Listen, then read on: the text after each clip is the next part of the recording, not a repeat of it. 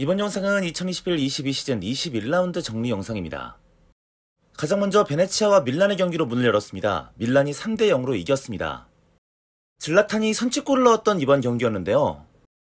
레앙은 이제 확실히 밀란의 크랙으로 발돋움하고 있는 것 같습니다. 선취골 어시스트도 해냈고요. 전체적으로 측면에서 활발한 돌파가 잘 먹혔습니다. 하지만 이번 경기 가장 빛났던 선수는 바로 테오였죠. 강력한 슈팅으로 두 번째 골을 만들더니 PK로 멀티골을 기록했습니다. 그리고 그 PK를 유도해낸 것도 바로 테오였죠. 테오의 슈팅을 베네치아 센터백 스보보다가 손으로 막아버리면서 테오는 퇴장까지 유도를 했는데요. 안 그래도 최근 어려움에 빠진 베네치아는 이 퇴장으로 인해서 다음 경기도 참 어려워지게 생겼습니다.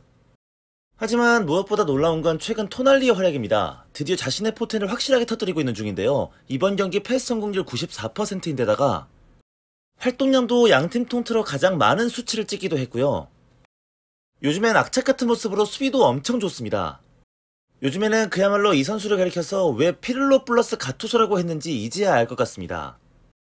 하지만 부상도 끊이지 않고 있는 밀란, 토모리가 결국에는 반월판 수술을 받으면서 당분간 경기를 뛸 수 없게 됐습니다. 다음은 엠폴리와 사스올로입니다. 사스올로가 5대1로 크게 이겼습니다. 전반 13분 만에 리암 핸더슨에게 파울을 유도하고 PK를 얻어냈던 사스올로.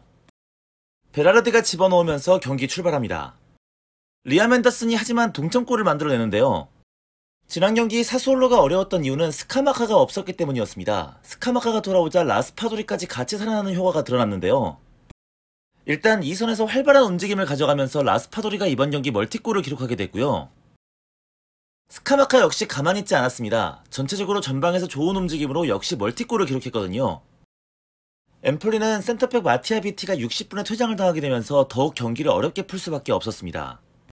조금씩 순위를 끌어올리고 있는 사스올로입니다. 어느새 10위까지 올라왔는데요. 지금 모습만 유지한다면 더 높은 순위도 가능할 것 같습니다. 다음은 나폴리와 삼프도리아입니다. 나폴리가 1대0으로 이겼습니다. 팀에 이탈자가 많은 나폴리는 페타냐를 선발 출전시켰던 점이 눈에 띄었는데요. 그동안 페타냐가 많은 출전 시간을 부여받았을 때 나폴리 성적이 좋지 않았던 것을 생각하면 굉장히 모험적인 수였습니다. 하지만 페타냐가 골망을 흔들었죠. 비록 골에 들어가기 전에 주앙 제수스의 옵사이드가 지적이 되면서 취소가 됐지만 분명 페타냐의 움직임은 좋았습니다. 그리고 기어이 페타냐가 결승골을 뽑아냅니다. 오시멘의 부상으로 팀의 공격 자원 숫자 자체가 적은 나폴리 입장에서는 페타냐의 활약이 가장 중요한 옵션일 텐데요. 사실 스팔레티 감독은 세리에아 내에서도 측면에서 크로스를 활용하는 빈도가 가장 높은 감독 중에 하나입니다. 그렇기 때문에 공중볼 능력이 있는 페타냐의 활약이 더 중요하겠죠. 팀에 부상자가 많기 때문에 기회를 얻은 로버트카 역시 최근에 아주 좋습니다.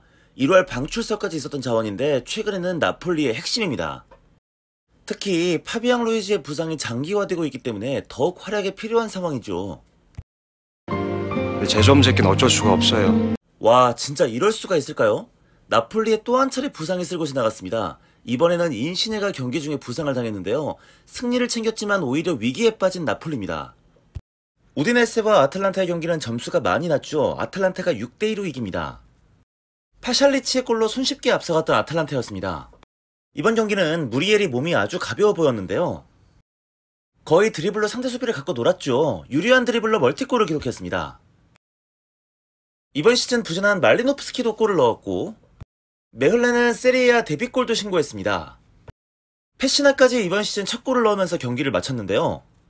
반면 우디네스에서는 베투가 계속 주가를 높여가고 있는 상황인데요. 어느새 우디네스의 핵심 자원이 됐습니다.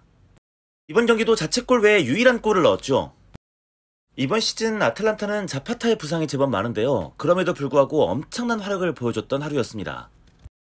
다음 경기 제노아와 스페지아는 스페지아가 1대0 승리를 챙겼습니다. 승부는 시모네 바스토니의 한 골로 갈렸습니다. 확실히 이제 제노아는 데스트로가 터져주지 않으면 승점을 딸 수 없는 팀이 되어버린 것 같은데요. 이번 경기 데스트로에게 충분한 기회가 왔음에도 불구하고 살리지 못했던 것이 패인이 되고 말았습니다.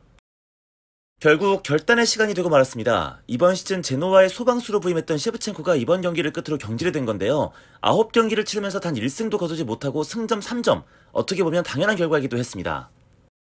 이번에는 로마와 유벤투스입니다. 놀라운 경기였는데요. 유벤투스가 4대3으로 이겼습니다. 3위의 골로 먼저 앞서간 로마. 유벤투스는 디발라의 동점골로 1대1을 만듭니다.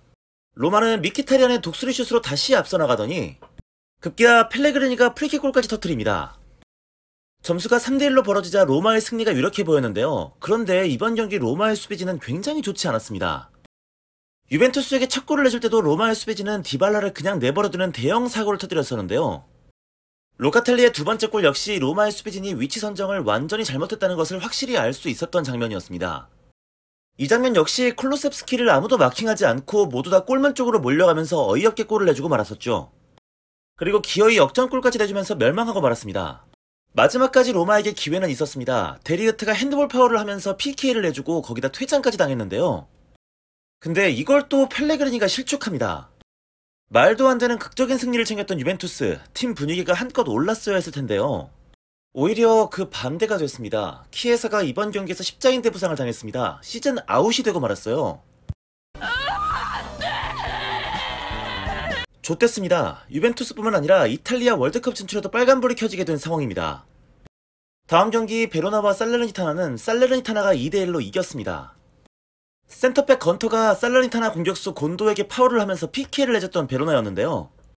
주리치가 집어넣으면서 리드를 만들었습니다. 베로나는 라조비치가 동점을 만들었는데요. 살레르니타나에서 카스타노스가 프리킥골을 넣었습니다.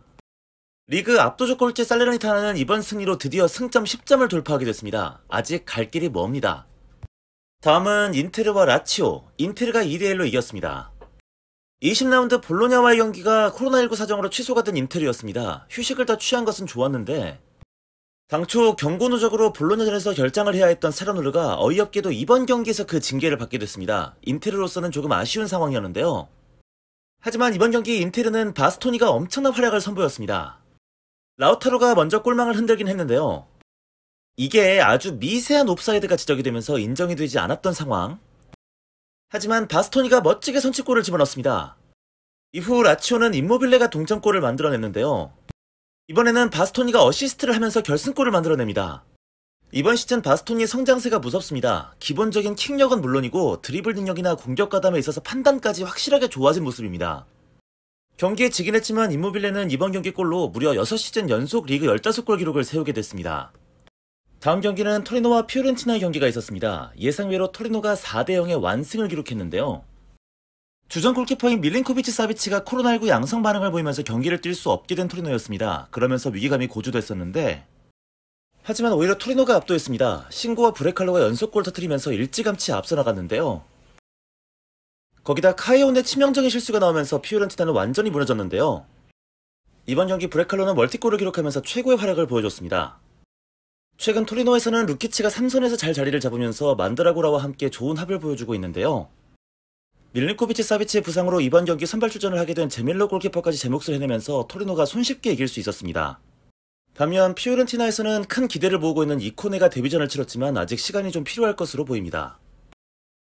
이번 라운드 마지막 경기는 칼리아리와 볼로냐의 경기입니다. 칼리아리가 2대1로 승리했습니다. 오르솔리니의 프리킥골로 먼저 앞서간 볼로냐. 하지만 칼리아리 파볼레티가 동점골을 뽑아냈고요. 후반 추가 시간 페레이로가 역전을 만듭니다. 참 오래 걸렸습니다. 칼리아리가 무려 12경기 만에 승리를 추가할 수 있었고요. 마짜리가 감독으로 부임한 이후 두 번째 승리였습니다. 볼로냐는 이번 경기에서 골대만 2번을 맞추는 등 굉장히 불운한 하루를 보냈는데요. 그래도 이번 시즌 미알로비치 감독의 플랜에서 완전히 제외가 되면서 이적설에 들었던 오르솔리니가 골을 터뜨리면서 다른 국면이 만들어질지도 모르겠습니다. 이번 영상은 여기까지입니다. 22라운드 일정이 끝난 이후에 다음 영상 업로드하도록 하겠습니다. 감사합니다.